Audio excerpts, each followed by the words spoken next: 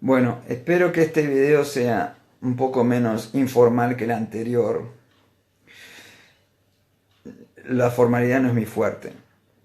Y sí, está auspiciada por Nike. Me paga Nike. La idea era hablar sobre resolución espiritual de una crisis de pánico. A ver, vamos a empezar por crisis de pánico. En este momento hay un sobrediagnóstico de crisis de pánico. Al consultorio llega un montón de gente con diagnóstico de trastorno de pánico, de crisis de pánico, y en realidad tienen otras cosas. No tienen crisis de pánico, ¿no? Así que vamos a recordar lo que es una crisis de pánico. Es una crisis, es decir, comienza de golpe y termina más o menos de golpe. No suele durar más de unos 30, 40 minutos. Alcanza su pico alrededor de los 10 minutos. Estoy transmitiendo a través del celular, así que no voy a poder ver las preguntas. El otro día usé la notebook. Alcanza su acme, la crisis, es decir, su pico alrededor de los 10 minutos. Es decir, es una crisis y es de pánico. Pues se llama panic attack. En su momento fue mal traducida al español como crisis de angustia. Eso es derivado del concepto de neurosis de angustia. Se llama crisis de pánico. Y la enfermedad es trastorno de pánico. Volviendo a la crisis, ¿qué es? Ya les dije, es una crisis no motivada por nada en especial. Eso es lo característico de la crisis de pánico. Si no hay un factor desencadenante. Si hay un factor desencadenante, pues vamos a ver, estamos hablando de fobias, ¿no? Si alguien agarra una crisis dentro de un avión, tiene fobia a volar, si dentro de un ascensor, tiene fobia a los ascensores, un tren, o hablar en público. Si a mí me agarras un ataque de pánico, ahora sería pánico escénico. ¿Y qué sienten los pacientes? Sienten pánico. Pánico. Si no sienten pánico, no es una crisis de pánico. ¿Y a qué sienten pánico? Sienten pánico a morir, tienen una sensación de muerte inminente, a volverse locos, a perder el control, a que algo grave les vaya a pasar. O algunos tienen miedo a desmayarse también. Si no hay pánico, no es una crisis de pánico. Es decir, si alguien está estresado y de repente le agarra palpitación y se siente mucha ansiedad, eso es una crisis de ansiedad. Si alguien siente mucha angustia y tiene ganas de llorar, es una crisis de angustia. ¿Y por qué es importante el diagnóstico? Porque el tratamiento es diferente. Más allá de la vivencia psicológica, emocional que les conté recién, de pánico y a qué, hay una serie de componentes físicos, ¿no? Hay una descarga muy fuerte en general del sistema simpático, que lo que genera son palpitaciones, sudoración, que la gente se ponga muy blanca, que les tomen la presión. Por eso muchas veces cuando van a la guardia, porque muchos sienten como que se mueren y piensan que se están muriendo del corazón, y llegan a las guardias de los hospitales diciendo me muero, y en realidad no se están muriendo. Por eso en un momento, hace 20 y pico de años, hicimos junto con la revista Noticias una campaña sobre este tema y la llamamos la periodista que lo hizo, que se llama Graciela, no me acuerdo el apellido, la llamamos el falso infarto. Porque había gente que vivía yendo a los servicios de guardia y diciendo me muero, y bueno, hay gente que se está muriendo, pero hay gente que puede tener una crisis de pánico, ¿no? También está el otro problema de descartar y decir no, es una crisis de pánico y en realidad es una cosa grave, en serio. Les decía, hay una descarga simpática, ya les nombré algunos síntomas. Yo soy de hablar por asociación libre, así que les pido disculpas y no uso machete. Algunos pacientes sienten opresión en el tórax, eso da confusión, también otros molestias abdominales, y después tienen escalofríos, sensación de frío, calor, o tienen parestesias, es decir, hormigueos en los brazos, en las extremidades, sequedad de boca, bueno, toda una serie de síntomas físicos. Y hay dos síntomas que no voy a profundizar en el tema hoy porque en realidad quería apuntar a otra cosa, que es el sentimiento de desrealización y despersonalización. Desrealización es la experiencia en la cual la persona siente como que todo lo que está viviendo no es real, ve todo le deja de ser familiar. Y la despersonalización, que es algo parecido, es la persona no se siente ella misma, se siente totalmente diferente, no se reconoce, se siente como que es otra persona. Hay gente que queda después de una crisis de pánico con un trastorno de despersonalización y no se reconoce, se mira al espejo, no se reconoce. Pero ya yo quería apuntar a otra cosa. Si el tratamiento de las crisis de pánico hoy en día ha demostrado lo más eficaz es terapia cognitivo-conductual, TCC, terapia cognitivo-conductual. No lo olviden, terapia cognitivo-conductual y psicofármacos. Yo descubrí de casualidad, yo sufrí de crisis de pánico. Yo nací en 1956. A los 18 años, en el año 74, empecé a sufrir de crisis de pánico.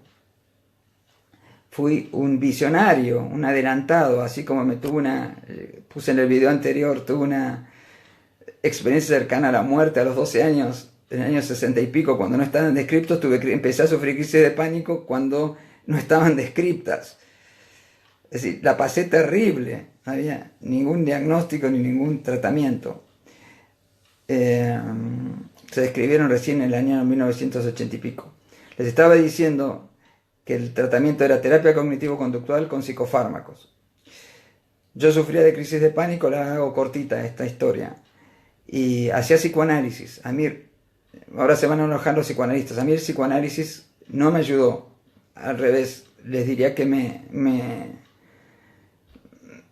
me ayudó, no, creo que me desmejoró. Esto está estudiado y bueno, se van a enojar los psicoanalistas, pero bueno, qué sé yo. A mí me ayudó muchísimo la medicación. Como les decía, de casualidad, en el agosto de 1986 descubrí el efecto antipánico del clonazepam.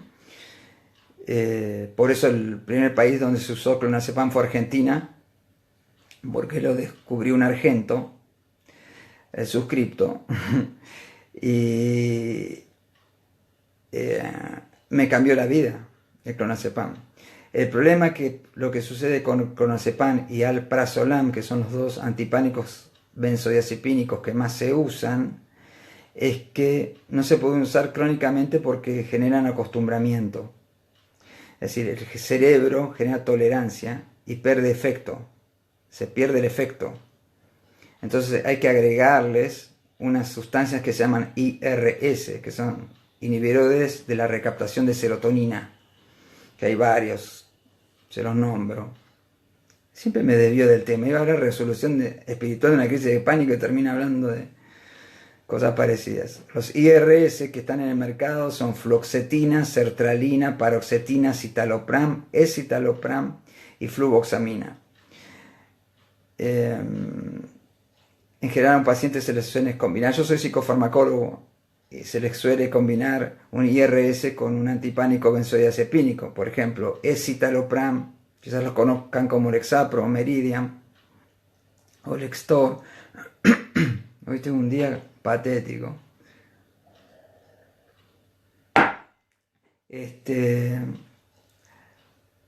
Se suelen combinar un IRS con clonazepam o alprazolam. Clonazepam, Rivotril es la marca más conocida, Diocam en Argentina, o Ravotril en algunos países, y alprazolam, la marca internacional es Xanax. En Argentina se vende mucho como alprazolam. Pero a mí lo que me llamó la atención es el tema de la falta de resolución del tema de la muerte en los pacientes con pánico. Es decir, le tienen mucho miedo a morir, y si hay algo que nos va a ocurrir es que nos vamos a morir. Yo le tenía terror a morir, terror, no soportaba la idea de morirme. Yo me curé del pánico cuando experimenté que era un alma encarnada y que no me iba a morir. Eso eso es una historia medio larga. Pero ¿qué pasó?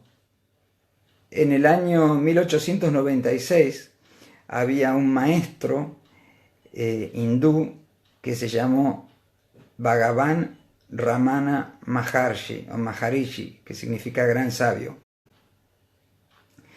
Ramana era jovencito, tenía 17 años. Había nacido hace 1000 años, ¿no? Y Ramana tuvo una crisis de pánico. Estaba de repente ahí sentado en su habitación y sintió que se moría. Sintió que se moría. ¿Y qué hizo Ramana? Tengo acá el texto en la computadora. Lo voy a leer. A ver, opa, no sé cómo saldrá esto leyendo el texto. Opa, bueno, voy a tener que moverme. A ver, dice así, no importa que me miren. Dice, fue a mediados de 1896, Ramana tenía entonces 17 años, un día estaba sentado solo en el primer piso de la casa de su tío y en perfectas condiciones de salud. Esto está en mi blog, no, en mi sitio web, eutimia.com o luismariani.com. Lo pueden leer. Y en perfectas condiciones de salud. No tenía ningún malestar. Pero un repentino e inconfundible miedo a la muerte se apoderó de él. Sintió que iba a morir. Él no sabía por qué le había venido esta sensación. Sin embargo, la sensación de muerte inminente no lo enervó. Sensación de muerte inminente, 1896. Ramana, pobrecito. Pero mire cómo lo solucionó él. Pensó con calma sobre qué debía hacer. Se dijo a sí mismo, ahora ha llegado la muerte. ¿Qué significa? ¿Qué es esto que está muriendo? Este cuerpo muere. Inmediatamente después se acostó extendiendo sus miembros y dejándolos rígidos, como si se hubiera producido el rigor mortis.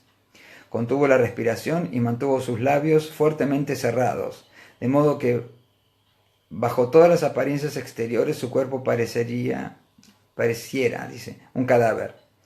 ¿Qué ocurriría ahora?, se preguntó. Esto fue lo que pensó. Bien, ahora este cuerpo está muerto, será llevado al campo de cremación. Los hindúes se creman, ¿no? Bueno, algunos occidentales también. Y allí será quemado y reducido a cenizas. Pero con la muerte de este cuerpo, ¿estoy yo muerto? ¿Soy yo el cuerpo? Que esa es la técnica de meditación que propuso Ramana. Preguntarse quién soy yo. ¿Quién soy yo? No yo soy. ¿Quién soy yo? No es lo mismo. No es lo mismo. Otro día, si quieren, les cuento sobre meditación. Este cuerpo está silencioso e inerte, sigue diciendo el libro, pero yo siento toda la fuerza de mi personalidad, incluso la voz del yo dentro de mí, aparte de él, así, aparte del cuerpo. Así pues, yo soy el espíritu que trasciende el cuerpo. En realidad, después Ramana aclaró que esto más que pensamiento fue una vivencia. Él lo sentía con absoluta claridad. Sigue diciendo el libro, el cuerpo muere, pero el espíritu que le trasciende no puede ser tocado por la muerte. Eso significa que yo soy el espíritu inmortal. Bueno, tal como Bhagavan contó esta experiencia posteriormente, contó esta experiencia posteriormente para beneficio. Perdí. Tal como Bhagavan contó esta experiencia posteriormente para beneficio de sus devotos, parecía que como si esto fuera un proceso de razonamiento. Pero puso mucho cuidado en explicar que esto no fue así. La realización vino a él como un relámpago, percibió la verdad directamente. Ese yo, mayúsculas, que algunos llaman yo superior, era algo muy real. La única cosa real, el miedo a la muerte se había desvanecido para siempre. Desde entonces en adelante, ese yo continuó como la nota Shruti, fundamental, que subyace y se mezcla con todas las demás notas. Así pues, el joven Ramana se encontró en la cima de la espiritualidad. No estaba en la cima de la espiritualidad, no estoy de acuerdo, porque había tenido conciencia del yo superior. Eso no es la cima de la espiritualidad. La cima de la espiritualidad es la fusión de nuestra alma o yo superior con el alma inmortal, con el alma suprema, con Dios. Religión, religar, volver a unir. Pero después Ramana lo aclara, que a él le pasó algo parecido. No sé por qué este libro dice eso. Se encontraba en la cima de espiritualidad sin ningún sadhana ardua o prolongada. El ego se perdió en la inundación de la conciencia de sí mismo. De repente el muchacho que solía ser llamado Venkataraman, había florecido como un sabio y santo. No es tan así. No es tan así. Yo leí varios libros sobre Ramana, fue mi primer maestro espiritual. Lo descubrí en un libro de un inglés, de un escritor inglés llamado Paul Branton. Excelente libro que se llama La India Secreta, te los recomiendo. Y Ramana dice que pasó unos días en ese estado de conciencia del yo superior o de alma, diría yo, y después tuvo la necesidad de ir en busca del Padre. Así dice. Un día se fue de la casa y se fue a una colina que se llama Arunachala, al sur de la India, y dijo, voy en busca de mi Padre. Y aparentemente encontró a su Padre, estaba hablando de Dios. Esa es la cima de la espiritualidad, la comunión con Dios. Bueno, les puedo leer el artículo que escribí. Hoy en día diríamos que Bhagavan Ramana Maharishi sufrió una crisis de pánico, pero lo llamativo no es esto. Lo llamativo es cómo Ramana resuelve exitosamente esta crisis. Muchos seres que sufren de crisis de pánico tienen un inmenso temor a la muerte. Eso suele ser un tema no resuelto en quienes las padecen. También en quienes no las padecen. Pero a los que sufren de crisis de pánico les afecta sobremanera. Muchas veces ni siquiera son conscientes del profundo temor que tienen a morir, más allá del que se les presenta cuando sufren este tipo de crisis. La terapia cognitivo-conductual suele trabajar sobre la idea que el paciente realmente siente que se muere, pero que esto es una falsa interpretación o misinterpretation, como dicen los americanos, especialmente en lo referido a la sintomatología física, palpitaciones, mareo, disnea, etc. La sensación de falta de aire. A ver, yo soy asmático, yo sentí un montón de veces que me ahogaba. Y cuando era panicoso, cuando no era panicoso. Hay que hacer diagnóstico diferencial, ¿no? A ver si estamos enfrente de una persona con problemas cardíacos o con un asmático. La persona que experimenta una crisis de pánico no se está muriendo en realidad, aunque así lo sienta. Una vez escribí, bueno, no voy a seguir leyendo mi artículo porque lo pueden leer. De ese artículo rescato un par de cosas. Dice así, esto está escrito por mí, recuerdo un maestro hindú que una vez dijo, Dios a veces nos habla en el único lenguaje que los humanos podemos escuchar, el del dolor. Una crisis de pánico es una experiencia extremadamente dolorosa. No pasa desapercibida para quienes la padecen, y el tema de la muerte está allí sin resolver. Y otra cosa que... Bueno, acá me voy más hacia el tema espiritual, pero no sé si tratarlo ahora. Creo que para ir terminando, les comento algo que me gusta, que fue un artículo de un libro que escribí hace muchos años, un libro sobre trastorno de pánico, ¿no? Un artículo en un libro, un capítulo de un libro de psiquiatría que escribió el doctor Monjablon, compiló el doctor Monjablon, y en el capítulo de pánico yo terminé escribiendo esto: ¿de qué nos están hablando millones de personas en el mundo que nos dicen que sienten que se mueren y les es intolerable? De la muerte por venir, de la vida realizada.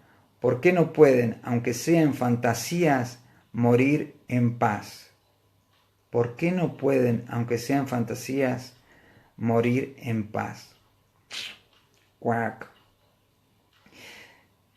Esto es un tema para investigar, esto es un tema para desarrollar a futuro. Yo creo que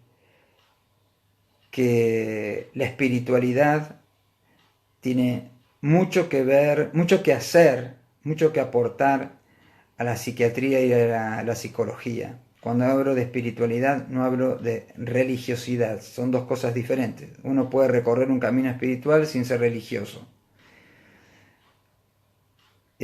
Por ejemplo, les doy un ejemplo claro que ha demostrado, para terminar la charla de hoy, que no se haga tan largo el video como el otro día.